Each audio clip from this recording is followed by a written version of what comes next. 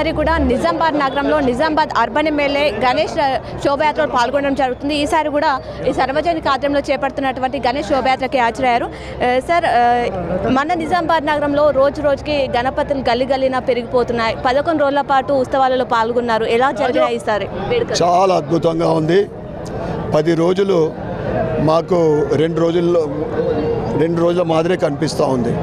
ఎందుకంటే 10 రోజుల క్రితము ప్రతి వీధిలో ప్రతిష్ఠించిన ఈ గణనాథుడిని ఎక్కడ ఏ మండపంలో చూసినా వందలాది మంది భక్తులతోటి రోజు పూజ పునస్కారాలు, అన్నదానాలు, హోమ కార్యక్రమాలతో ఆ గణనాథుడిని పూజించడం జరిగింది.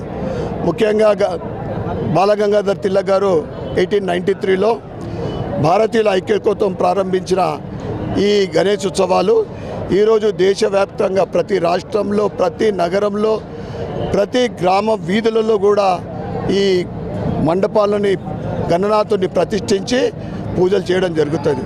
ఆ గణనాథుడి ఆశీర్వాదము మన పైన, ప్రజలందరి పైన, వారి కుటుంబ సభ్యులపైన నిండుగా ఉండాలని, ముఖ్యంగా రైతులకు అనుకూలమైన వర్షాలు పడి మంచి పంట చేతికి వచ్చే వరకు వారికి గణనాథుడి ఆశీర్వాదం ఉండాలని కోరుకుంటూ, ఏదైతే ఐక్యత కోసం ప్రారంభించిన ఈ గణపతి ఉత్సవాలు భవిష్యత్తులో హిందువులందరూ కూడా అదేవిధంగా ఐక్యమత్యంగా ఉండాలని కోరుకుంటూ, ప్రతి ఒక్కరికి ఈరోజు ఇందూరు నగరంలో ఒక ప్రత్యేకమైన విశిష్టత ఉంది. ఈ నిమజ్జన కార్యక్రమము 80 సంవత్సరాల నుండి దుబ్బ నుంచి ప్రారంభమవుతుంది. ఒక సార్వజనిక గణేష్ మండలి టీం తోటి రథము గత అనేక సంవత్సరాల నుండి ప్రారంభమై ఇక్కడ నుంచి బయలుదేరుతూ ఉంది.